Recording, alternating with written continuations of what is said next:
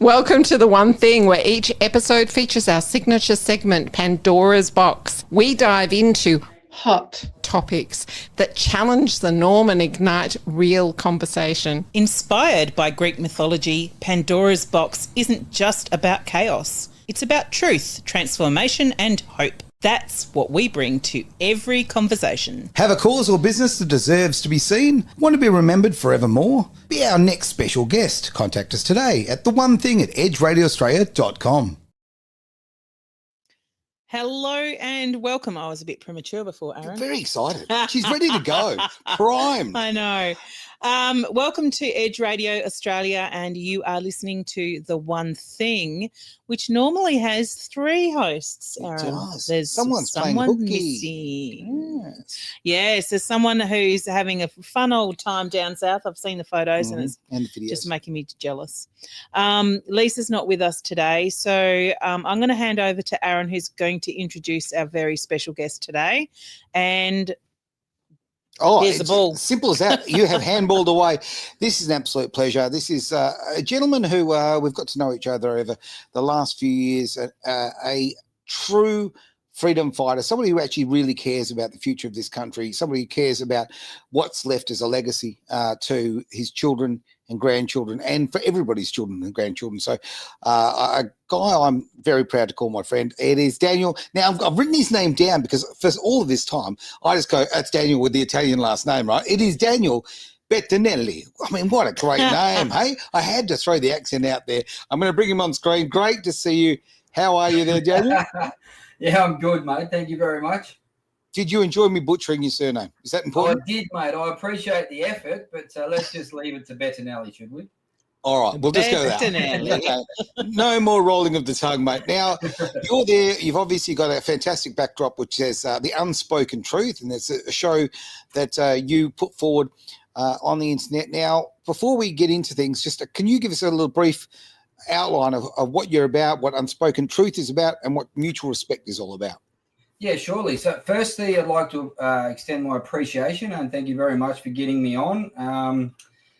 I suppose Unspoken Truth come about because for a long time I was legally gagged and wasn't allowed to speak my truth. Now, as we both know, we met through being alienated fathers, and that sort of forced my hand to, firstly, Unspoken Truth was supposed to be for alienated fathers to share their stories. Sure. Since then, it sort of grew legs of its own, and now it's about any and all truth that needs to be spoken that very few are willing to speak nowadays. So, well, you're right about that. It is very hard. A lot of people don't understand, and we'll sort of jump from different spaces back and forth a little bit here. But certainly in the parental alienation space, when it comes to family court, you do lose your freedom of speech. You're literally gagged legally from telling the truth, and that it changes you as a person. You realise that you've got important things to say, and you've literally got an organisation that is stopping you from telling the truth. It's unbelievable. It is, and not until you're dragged into it do you realise just how far it goes. Because if somebody had told me beforehand that there'd ever be a point in time where I couldn't speak my truth publicly, I wouldn't have believed them. But as you know, when you go through family court and the other jurisdictions that I'm in under another legal gag order, surprise, surprise, it's almost like the truth nowadays is so offensive to the powers that be that they'll pull out any card they can to keep it hidden. Absolutely. Great point. Really Absolutely. Great point. Yeah, you're finding that free speech, they are doing everything possible to stop that from happening. And this is not a privilege. It's a right as far as I'm concerned. And come the end of this year, of course, the Australian Labor government is trying to take away the right for all Australians to actually speak freely without censorship, with, of course, this ridiculous control of which they sell as being safety. It's about the kids. Oh, yeah. But it's, as we all know, it's got a lot to do. It's a Trojan horse. Well, again, anything they can hide behind the children and say it's all about the children. Well, if it was all about the children, you wouldn't be teaching or dictating to adults not to speak your truth. You'd want the children to learn how to do the same thing. So, yeah. So what have you found, Daniel? Hi, nice to meet you. We haven't met before, but I did say to Aaron we need to have a chat about something that's been on topic recently, which was about the rallies. But tell me, you're in Adelaide, is that correct? that is correct, yes. Yeah. Okay. So how long has it been that you have been subject to not being able to share your truth, or what year was this, movement that you've created with, particularly with fathers created? Well, my journey started in 2016. To be specific, on the 27th of July. That's when all hell broke loose. But since then, I suppose it's been something in the back of my mind for a long time. As I said before, because I've been restricted from speaking honestly, I wanted to create a platform. And I want to get one thing clear. I'm grateful for what you do, because it's extremely hard to do that. I don't appreciate being a public figure. So, I do hail you, the people that can do it comfortably. But I suppose probably the last couple of years, it's been something I've been edging towards. And then I first tried to do this in January last year.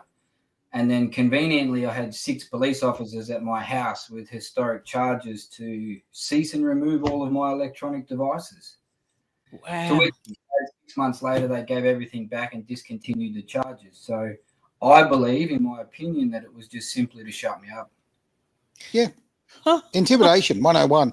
And it's something that the police and those who actually are paying the police tend to use this. I mean, it's a real go-to technique.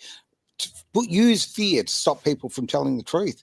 And false accusations are a big, big thing. And we're going to actually see a lot of this when we're talking about the subject of, obviously, the rallies that we've seen over the last couple of weeks. There's another one coming up this Saturday as well, where everyday Australians, like yourself, mate, like me, we're all stepping up and saying, hey, it's about time we were heard. It seems like for far too long, these governments and these people working in the government have been working for others, certainly not the everyday Aussie. They've been working for their own agenda. Very much so. Yeah. Yeah. Have we lost you there, Daniel? I've lost sound, mate. I can't hear you. Okay. Wow. Well, that's interesting in itself. But all right, mate. Well, if you could we've got you at this end.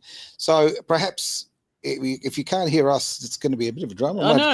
You're going to have to message him and tell him just to talk. I might just do that. Keep talking, mate. I'll get the phone going in the meantime. Talk. I can't hear you. All right. Well, actually, take this opportunity then. Leanne, you'd tell us your opinion, and I'll give Daniel a quick call. And okay, perfect. You're going to mute yourself? Yep.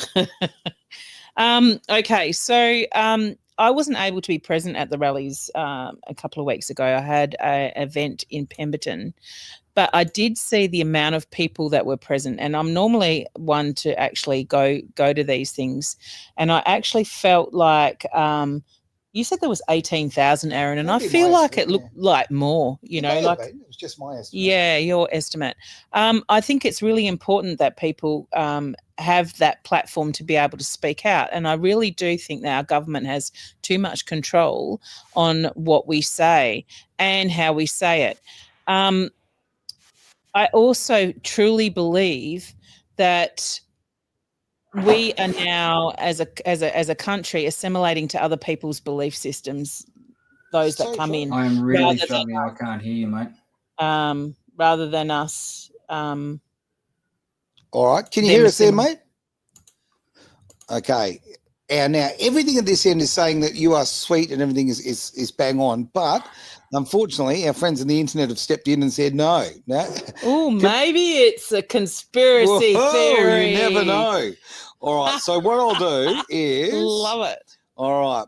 I'm going to just quickly call you on the phone. Very high tech methods indeed. I fixed. Can you hear us now? Can you hear us? I can, yeah. Sorry, I've got you back now. Okay, Yay. look at that. We're back in action, Jackson. Love it. All right. Nothing like There's more than one way to silence us, isn't there? Yeah, wow, there you go. They can try as much as they like. They're really not going to achieve anything. But look, for you, mate, as I say, we've talked about like where your eyes were opened up. But let's just fast forward to today right now. Let's talk about the rallies. Let's talk about the media. Look, let's cut the crap. The media lies. I mean, the media has just been completely dishonest through this entire experience, what they've been trying to portray. And yourself, who's had obviously some involvement in the South Australian events there, what did you see the media displaying compared to what was actually happening in reality? Well, they tried to make a song and dance out of it and create an issue that there was all these issues going on and the white supremacy group took over. But Yeah.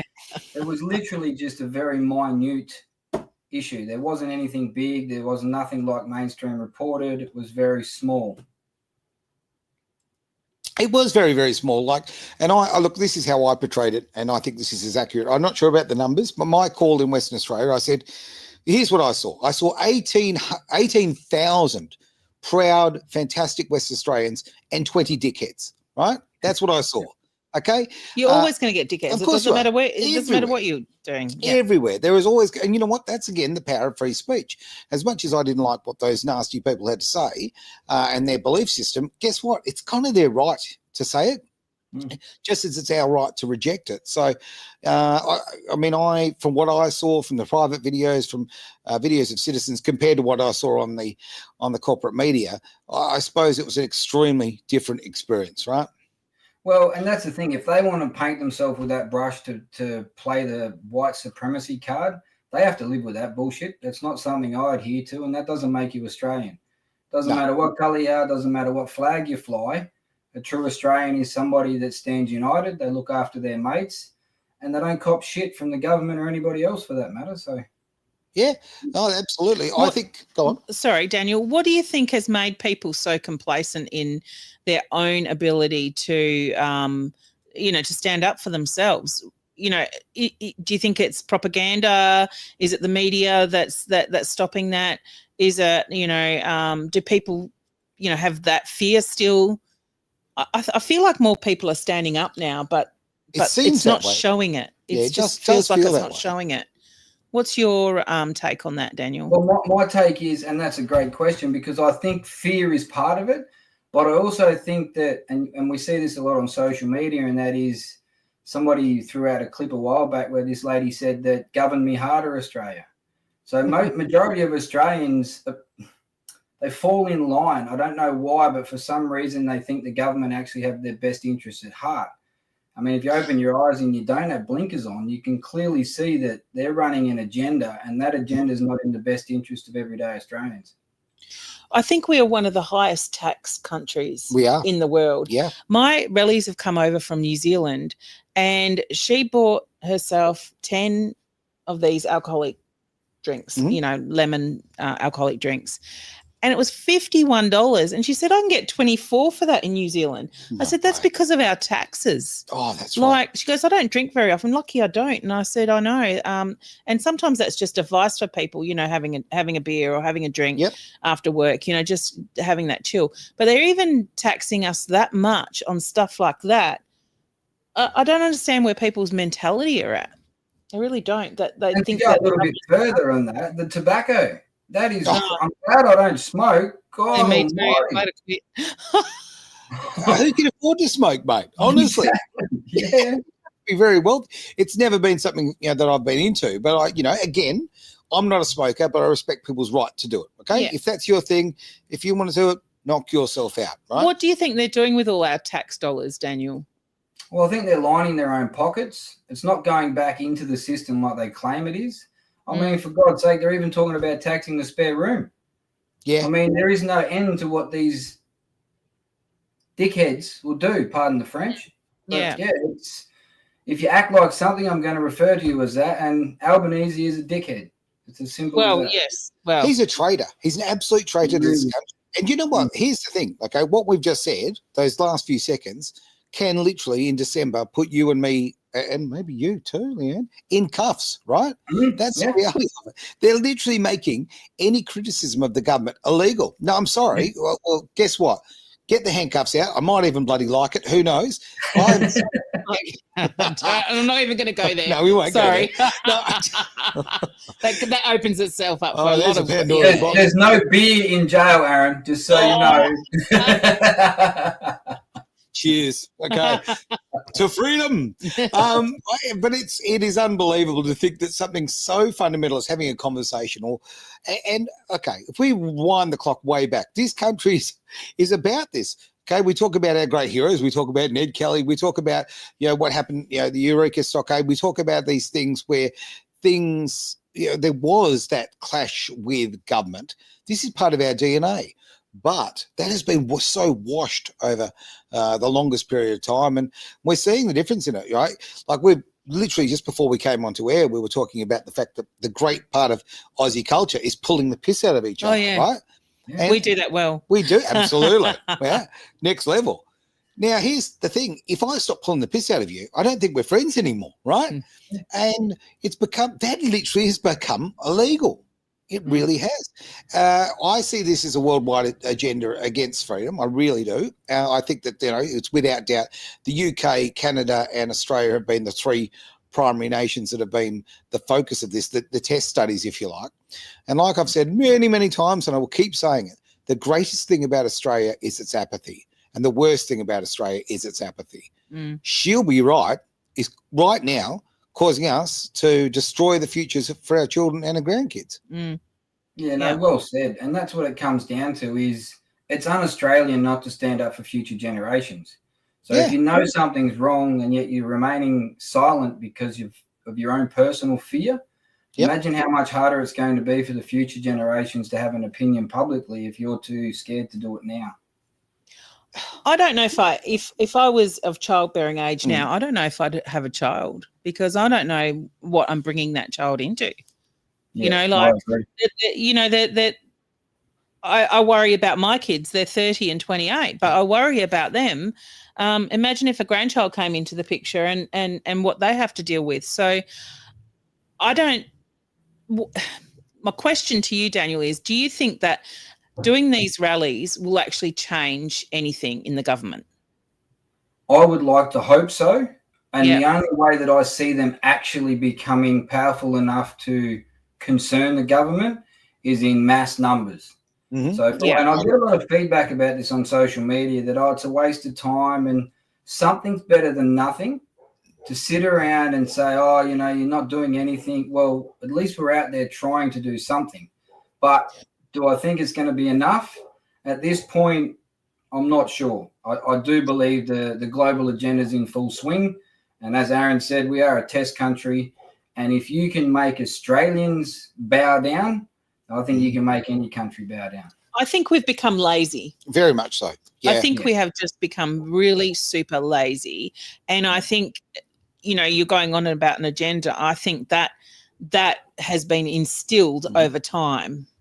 That laziness has been pushed on us. Couldn't agree more.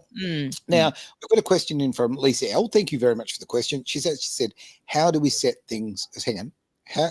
How do we set things right? Yeah. Is what she meant. There we go. Cool. Yeah. Cool. Well, I haven't got my glasses on. Good old vanity, but there we go. And that's a great question, Lisa. And I'd really love to hear your opinion there, Daniel. What are your thoughts? How can we set things right? First and foremost, we should nominate Aaron Malloy to be PM. I think that would be a great start. Oh, dear. What a mess that would make. We have a lot of fun, though. I'll tell you right now. Speed limits would certainly go up. But but who will be pulling your strings, Aaron? That's what I want to know. Because all PMs are being little puppets on strings, aren't they? So here's where you've got a great point there, right? And no, I'm never going to be PM. But I'm telling you right now, if I was, there is no strings you could pull. Because some people, right, we value our independence and our integrity enough that we can't be bought. Yeah. Because I sit here in this role right now at Edge Radio Australia, and people have attempted to buy my opinion. All right, people have literally tried to have a controlling interest, and I keep saying no, right? And it's, look, hey, would it make life easier? Yes, it would, as far as a financial sense. But integrity is not for sale. Now, when we talk about elbow, or just look at Dan Andrews. I mean, come on, right? Do we have to? Yeah, look. I'd like to look at Dan Andrews and then miss the brake pedal. But, I think it is unbelievable that men and women of this caliber are able to run this country. When we were talking about the rallies and the size of the rallies, I think this is something that sticks in my mind. That we are achieving something you might not even realise. We're now awakening far and far more Australians to what an incredibly compromised and weak man our Prime Minister is. People now know that. So when the next election comes, I cannot see any possibility that he would win. Mind you, I didn't on the last one, but on the last one, Liberal lost the election, Labor didn't win it. Right? I have no idea how Labor even got in. Look, okay. Everyone I've talked to have said they haven't voted Labor, but so they must have voted minor parties whose votes all went to Labor. So people have to get a little bit smarter. Yeah. Right. Stop being so like putting your head in the sand. Stop being an ostrich and have a look at who you're voting for. Yeah. But we don't do the research, do we, mate?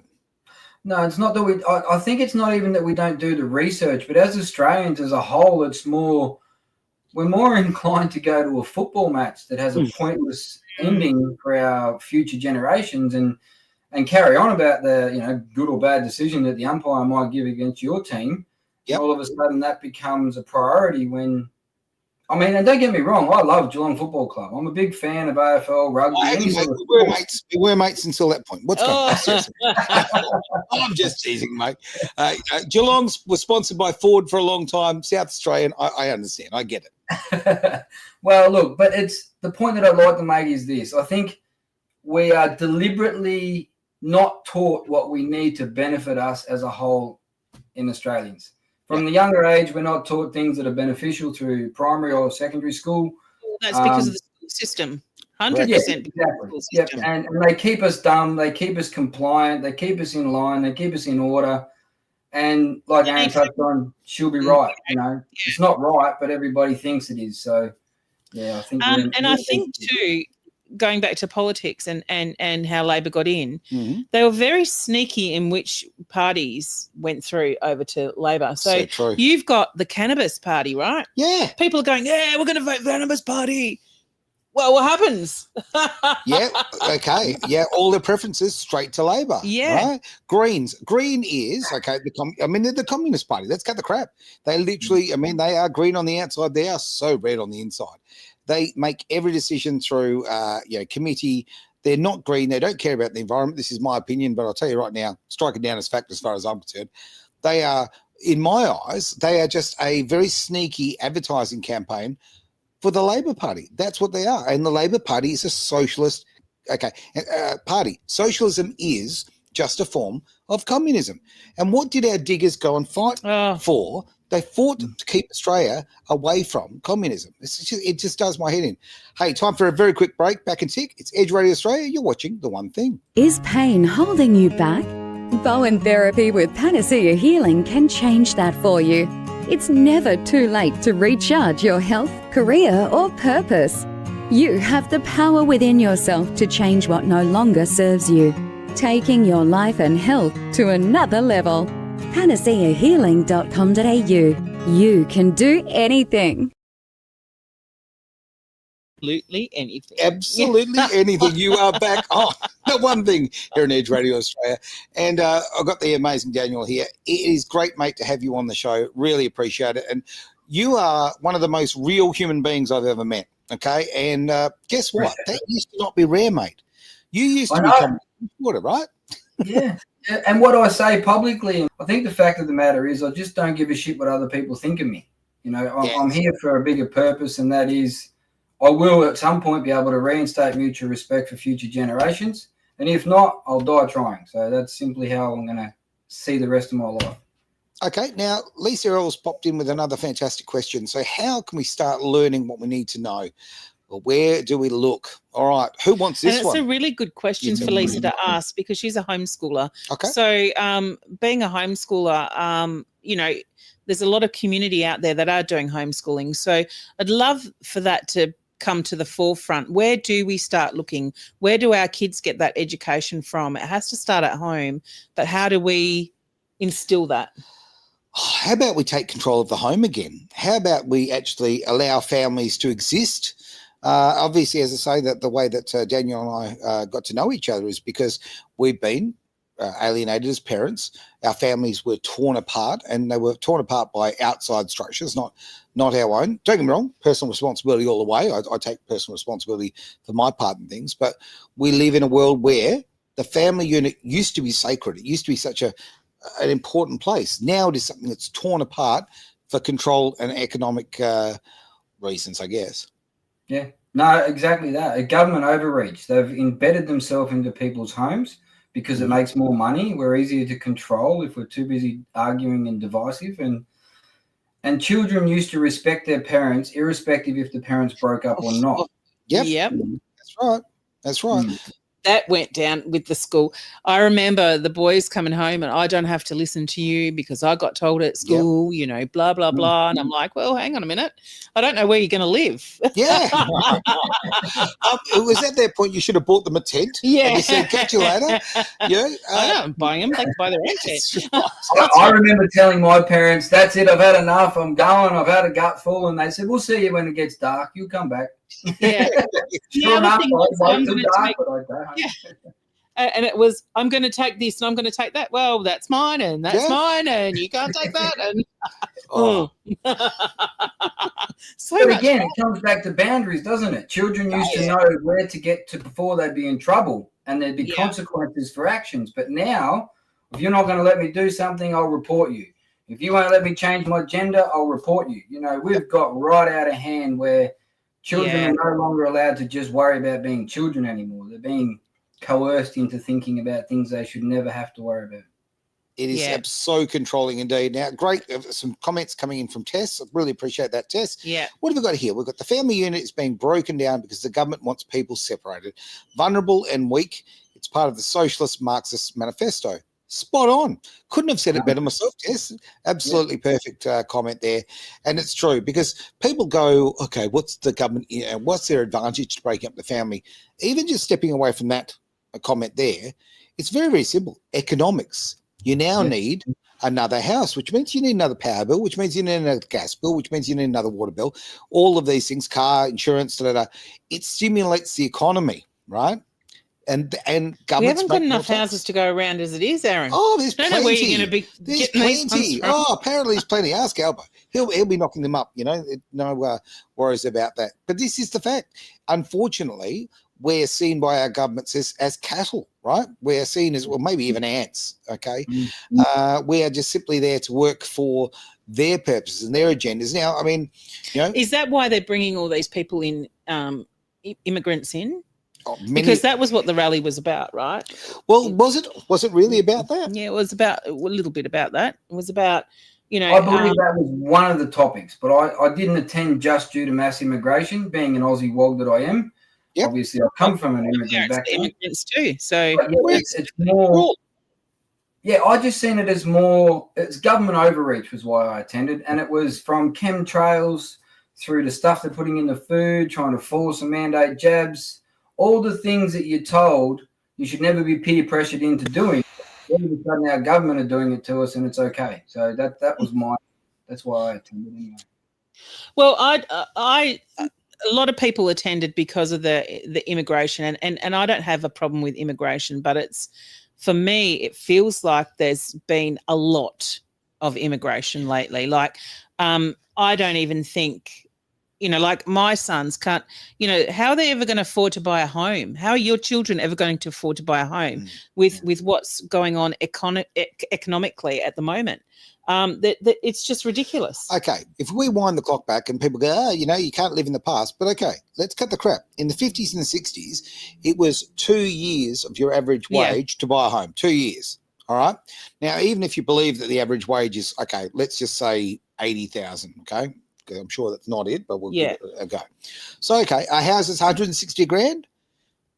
Well, when we bought our first house in 1989, it cost us just over $80,000, and I would say that would be double our wage. Yeah. You know, the two years wage, right?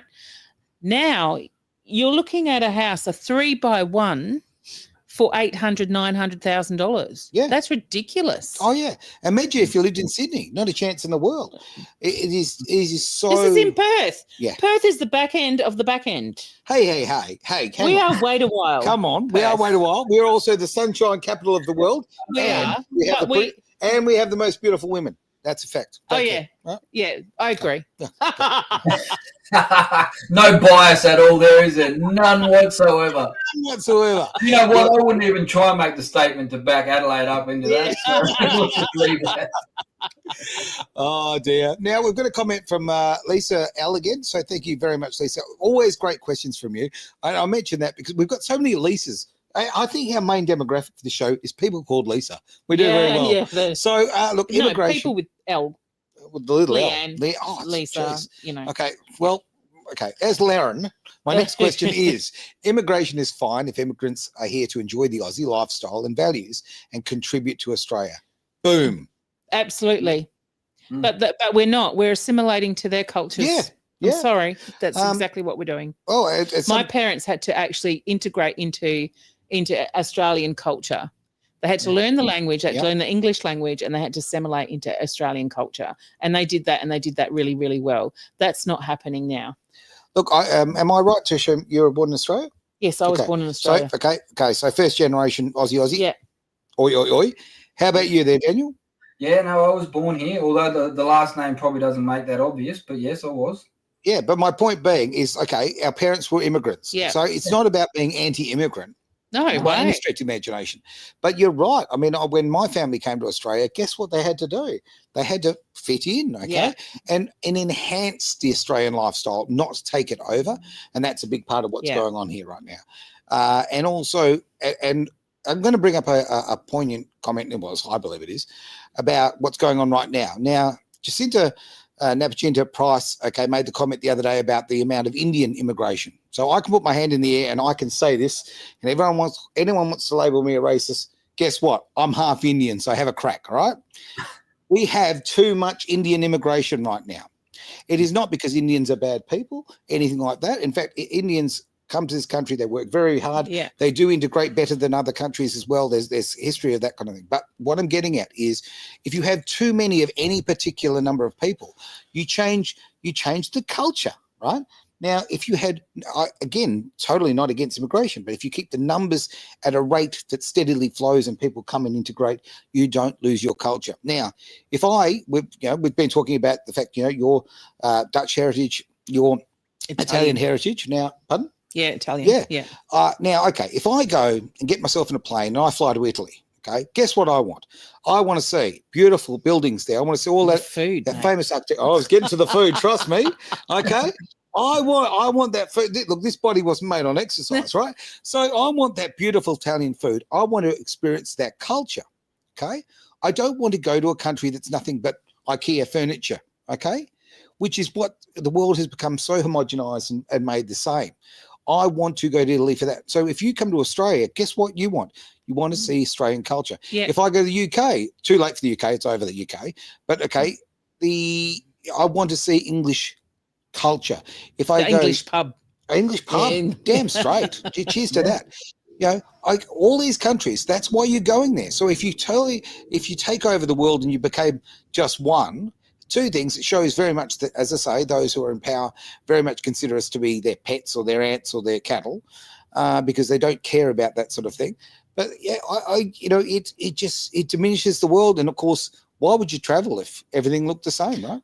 Absolutely, 100%. But it's the old Paul Hogan, right? Yep. Chuck another shrimp on the barbie. Well, chuck another steak on the barbie and some sausages, and come in and be enveloped by our beautiful beaches and our natural resources, because that's what Australia is. We have the most beautiful country in the world, but it's just going to shit. It is. Okay, now, speaking of shit, let's talk politics. Okay, so right now, Tess just put up a great comment. Jacinta has been asked to stand down by Susan Ley from the Shadow Ministry, right?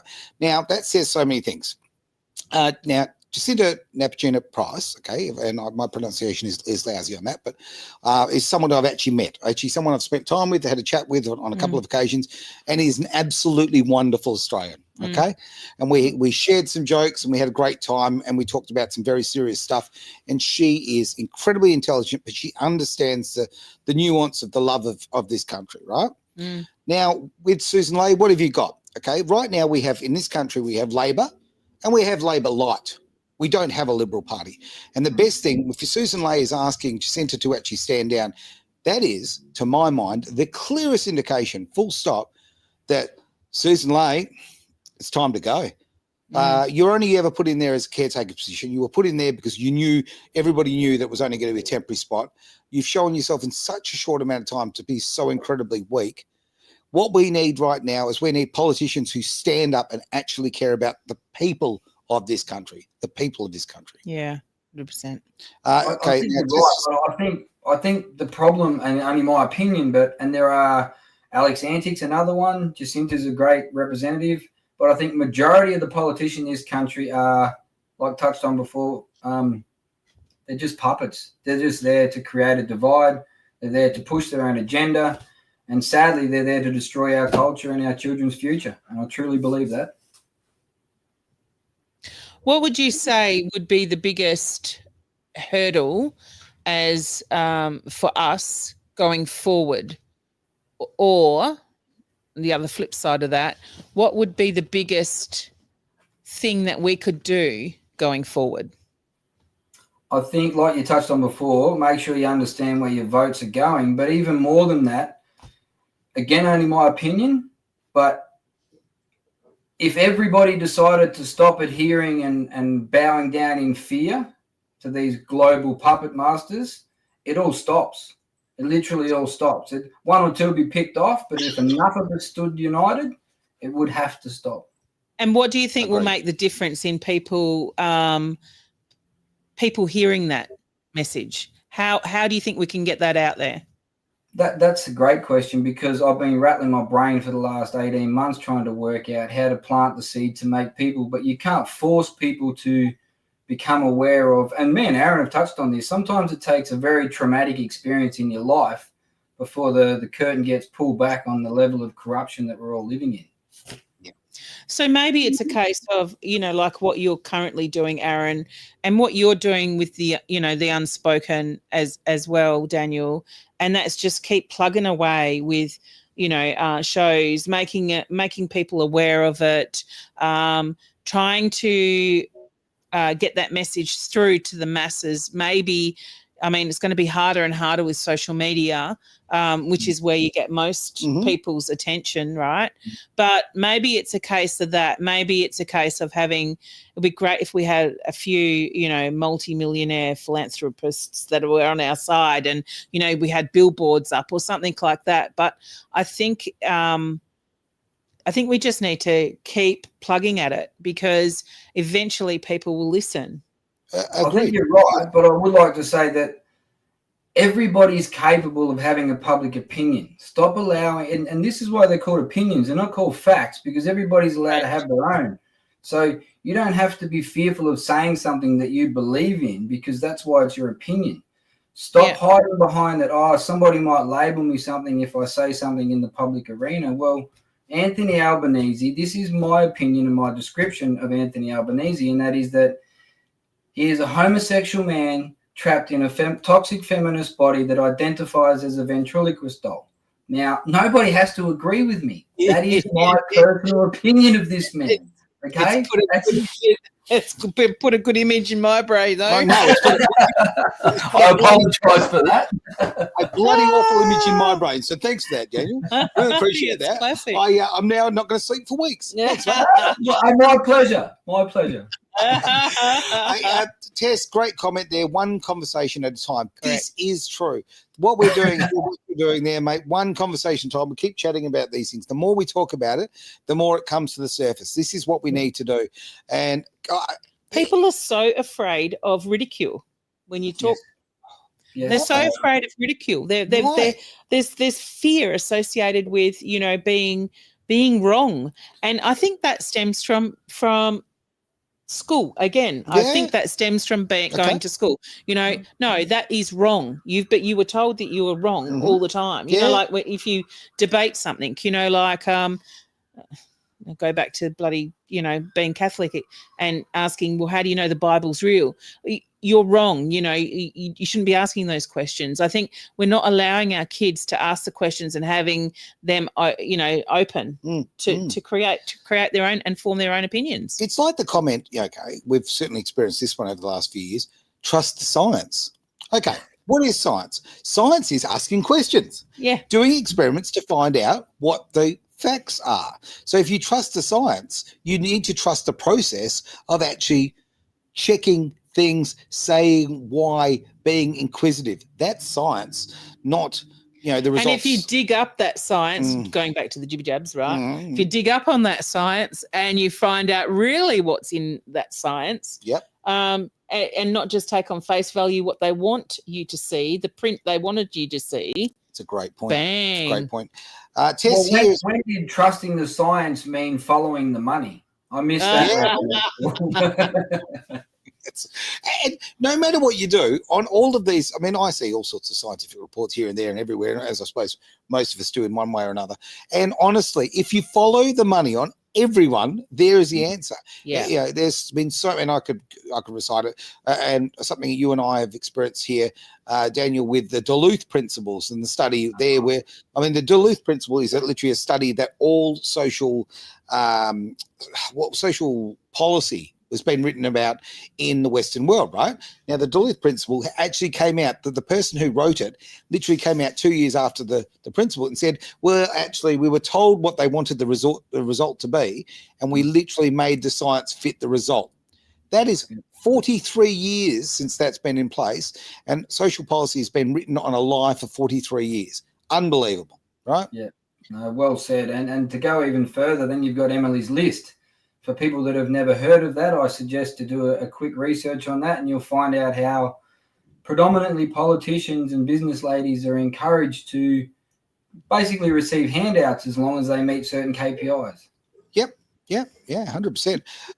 Another great comment here. Now, Tess has put, learn one topic really well, gather a little proof and talk about it. Small bites rather than the whole TED talks about it. Yeah, very, very, very true. We can't be an expert in everything, No. Stay in your lane, learn it really, really well. I'm going to actually sort of spin back. Just to intervene there quickly, even, again, coming back to, even if you're not an expert on a topic, you can still express your own opinion. Just be willing to understand that, actually, I'll go back to a conversation we had a while back, Aaron, where we touched on men going their own way. Yep. And you brought it up with me, and I said, no, flat out, I disagreed with it. After you explained from your point of view, it actually gave me more of an understanding. And as having a growth mindset, I thought, well, shit, he's right. So I'm not an expert in every field. I'm not even an expert in one field, but I am an Australian. I am a loudmouth little bastard. And if I want to have an opinion, well, that's my God-given right. So if someone can prove me wrong, great. That'll help me grow. So yeah. I encourage everybody to just speak your truth. It's as easy as that. You don't have to have a qualification to be honest. And you touched on a really good point there, have a growth mindset. Right? I like that. Because there's a lot of people that don't. They do sprout their opinion and it's their be-all and end-all. You know what? Go back and have a think about what it is and what someone else has taught you. And if you still want to have your opinion, that's fine. But like you said, you thought about it, you had that growth mindset, and you challenged yourself on your opinion, which is really healthy. It's nice to grow as a person, right? Yeah, it's really healthy for you. Yeah. And it comes back to admitting that you don't know everything. And no, we don't. Knowledge is powerful, and doesn't matter where it comes. Sometimes you get the most knowledge from a homeless person. You're not always going to get it from a highly qualified professor. It could be just somebody you pass in the street, because it just comes back to having the growth mindset, understanding their opinion and mixing it with your own, and then coming up with whatever you think's right. Yeah. With the rally, the next rally coming up this Saturday, I'm assuming there's going to be one in Adelaide as well, mate? Yes, no, that's a fair assumption to make, mate. I'll be in attendance. I'm having a little bit of look, as I said at the start, and I'll have as many rallies that need to attend I'll go to, but I do think that at some point we're going to have to come up with stage 2, because at this whole marching and then everybody goes home is not really accomplishing anything. No, so I just hope that this time there is massive numbers across the country, and I hope that Anthony Albanese, don't let the door hit you on the way out, you prick, is what I'd like to say. But I just don't see it going that far. But it's in mass numbers, you just don't know what will take place. So, Daniel, how many people would you say were in Adelaide at the last rally? So it was mixed numbers thrown at me, but the police put up a number of 15,000, I was told. Yeah. I do know by the time we walked from Rundle Park to Peace Park, I think it's called, I'm not sure on the names, but by the time the first crew got to the destination, they were still coming out of the original park.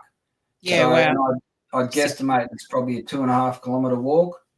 Wow. Yeah. Did you have any haters on the sidelines?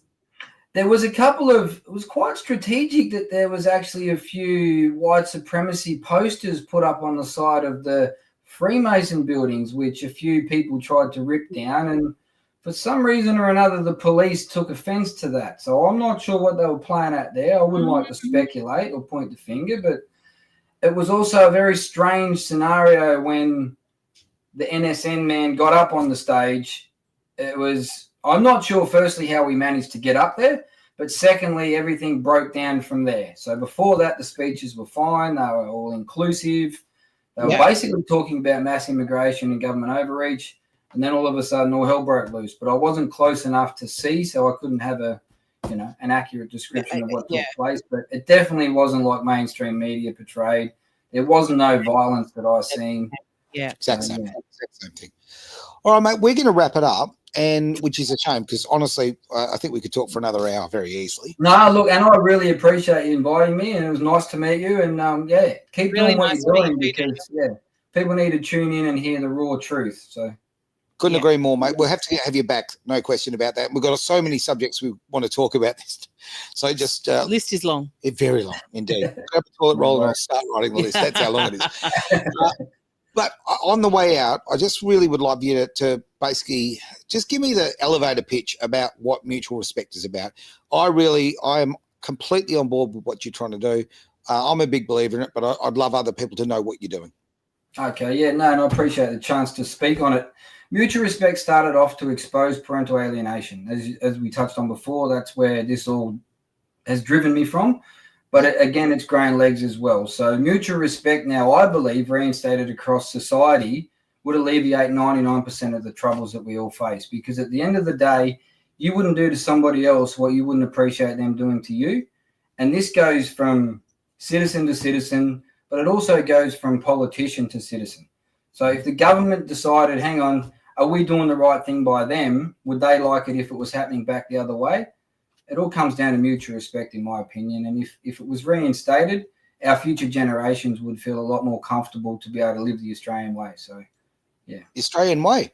I like the that. Australian way. That's how it should be. Peace, love, and harmony. Everybody looks after each other. You don't take from anybody else. You don't cause any chaos. You enjoy each other's company. And if you don't, you know what? That's your right too. But don't start an issue about it. Just walk out and leave it at that. When you say that, that reminds me of growing up in the 80s. That's how it was. So true. Right? Yeah. It was so like that. I'm from I live up in the hills, so we have a lot of Italians and we had a lot of Chinese up there and we had a lot of Dutch people and Poms, people from everywhere. Indians, didn't matter where they were from. And you know what? It was mutual respect. Exactly what you said.